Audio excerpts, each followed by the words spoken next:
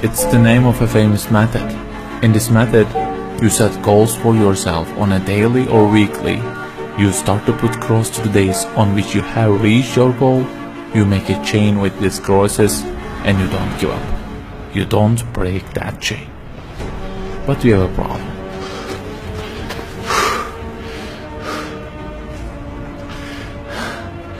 Personal development specialists say that we should have goals.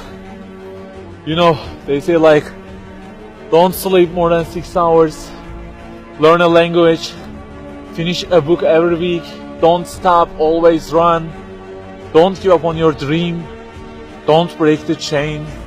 Okay, I don't object to them. I also have a table and put crosses on it every day and go after many goals, no problem. But you know what? They don't talk about the most important part of it.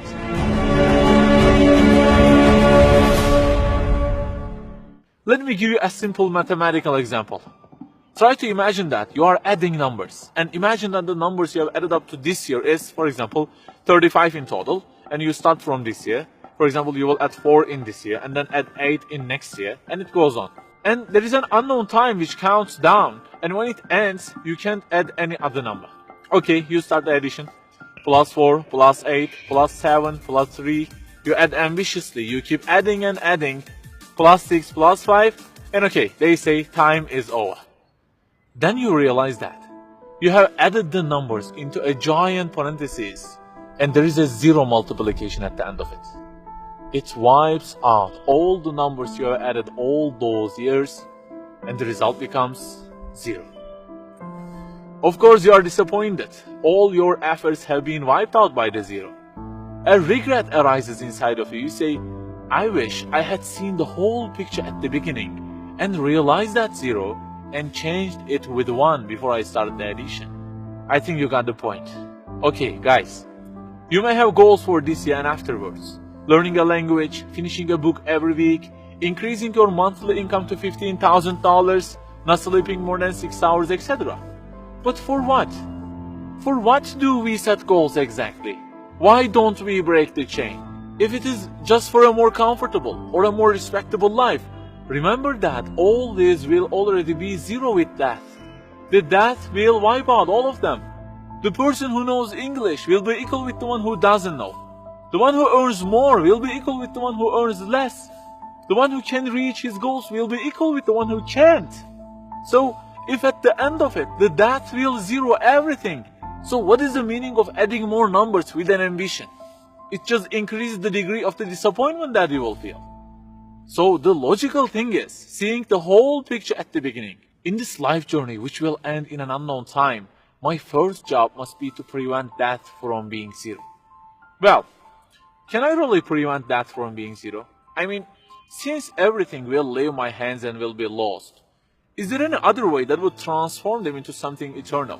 I mean, isn't there any kind of stamp for eternity that would impress all of the things that I possess and say, look, there is a seal on them and you can't wipe them out, okay? They will remain forever. The only one to say such a thing is the owner of the everything.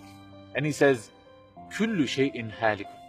Everything, the languages you learn, the money you earn, the books you read, everything will be perished, إِلَّا وَجْهَهُ, except their way towards Him.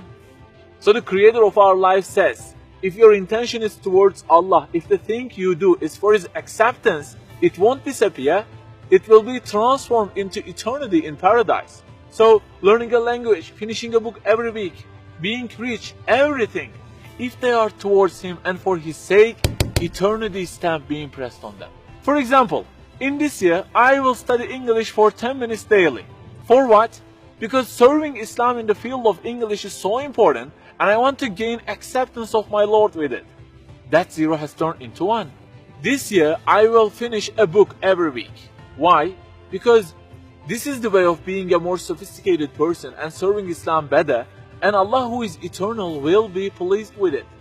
Good news, that 0 has turned into 1 because now His acceptance is your intention. I aim increasing the income of my company to $150,000. For what? Because I will spend that money on spreading the message of the Quran to the whole world and the publications that would please Him. you have exterminated the zero because now your goal is towards him. We add and add like this through our lives, and they don't end with death. People who seek Allah's sake in their actions kill their death. Death cannot zero their additions. If the thing we do is for his acceptance, it is not mortal. You may say, I don't really love him that much, and maybe I don't really believe in him that much either. So how can I do everything for his sake? I don't even know who he is. My brother or sister, that's the problem. You don't even know who he is. And actually, it is our first job in this life, recognizing him. That's the first step. The more you recognize him, the more you love him. And the more you love him, the more you seek his sake in your actions. So learn about him. Who made you? What does he want? Why does he give you such a billion things in each day? Read, find out. Turning the zero into one is a lifelong process. Start at the point that you are missing and try to fix it.